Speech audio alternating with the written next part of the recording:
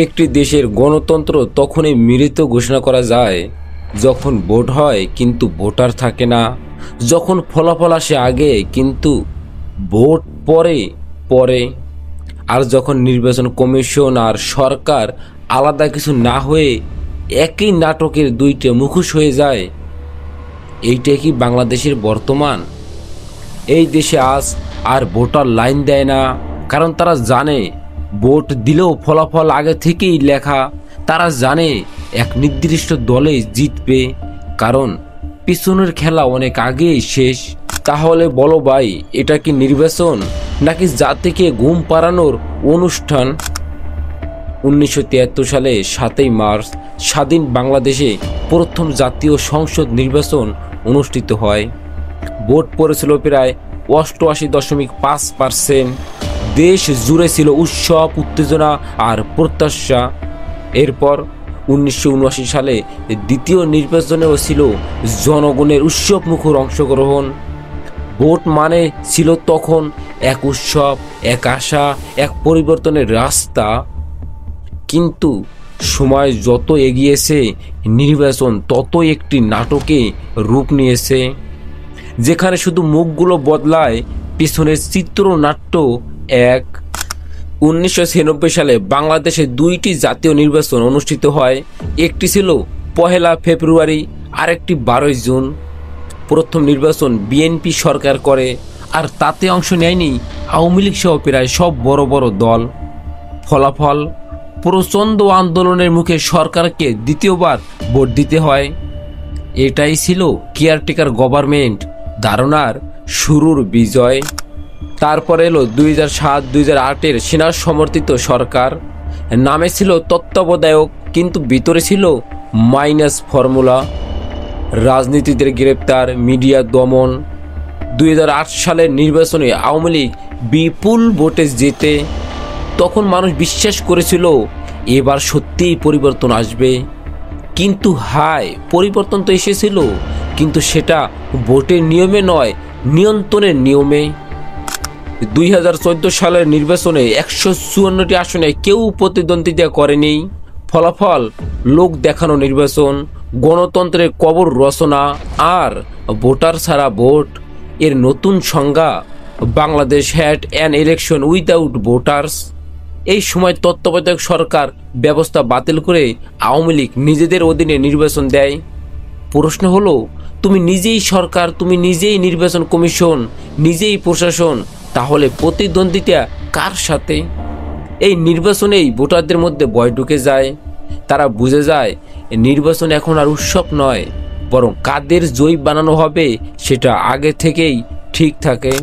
2018 সালে জাতীয় নির্বাচন হয়ে যায় বাংলাদেশের ভোট ইতিহাসে সবচেয়ে কলঙ্কিত অধ্যায়। রাতের আধারে ব্যালটে সিল, কেন্দ্র দখল, প্রিজাইডিং অফিসার নিজেই সিল মারছে, সাংবাদিক মার খাচ্ছে, ভোটার লাইনে গুলি চলছে। এবার আর কারো সন্দেহ ছিল না ভোটের দিনেই ভোট হয় নাই। Night before polling ballot box were already full. এই নির্বাচনের পর দেশ জুড়ে একটা শব্দ খুব পরিচিত হয়ে যায়, ভোটের আগেই ফল এবং ভোটারবিহীন গণতন্ত্র। 2024 সালের 7ই জানুয়ারি বাংলাদেশে আবার নির্বাচন হলো, কিন্তু এবার আর কেউ উত্তেজিত ছিল না, কারণ মানুষ জানে ব্যালটে ভোট নেই, গর্জনে ধোঁকা। এবার নতুন নাটক ইভিএম, ইলেকট্রনিক ভোটিং মেশিনে কি হবে তা কেউ বুঝতে পারল না। সরকার বলল ইভিএম হবে আধুনিক, ফেয়ার নির্বাচন হবে, কিন্তু বিরোধী দল বলল ইভিএম মানে সোজা ফলাফল হ্যাক করা। ছাত্ররা রাস্তায় নামে, বিশ্ববিদ্যালয়ের শিক্ষার্থীরা বলে আমরা চাকরি চাই, ভোট চুরি নয়। ঢাকা বিশ্ববিদ্যালয়ের রাজু ভাস্কর্যের সামনে ব্যানার উঠল, ভোটাধিকার ফিরিয়ে দাও, ডিজিটাল ভোট নয়, বাস্তব গণতন্ত্র চাই। সরকার কি করল? ইন্টারনেট বন্ধ, নেতাকর্মীদের গ্রেপ্তার, মিডিয়া ব্ল্যাকআউট, শিক্ষার্থীদের ওপর লাঠিচার্জ। এই নির্বাচনে শেখ হাসিনার সরকারি ভাবমূর্তি চূড়ান্তভাবে ভেঙে পড়ে। জাতীয় ও আন্তর্জাতিকভাবে সবাই বলতে শুরু করে এটা আর গণতন্ত্র নয়, এটা হচ্ছে ডিজিটাল এক নায়কতন্ত্র।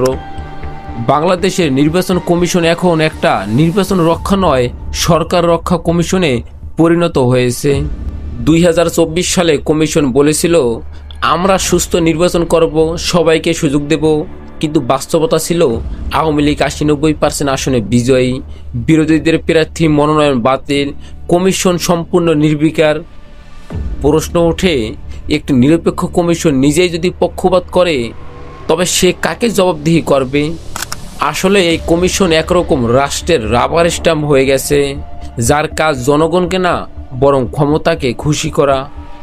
এক সময় মানুষ ভোট দিতে সারা দিন লাইনে দাঁড়াতো, এখন মানুষ ভাবে ভোট দিলেও লাভ কি, ফল তো ঠিক করা।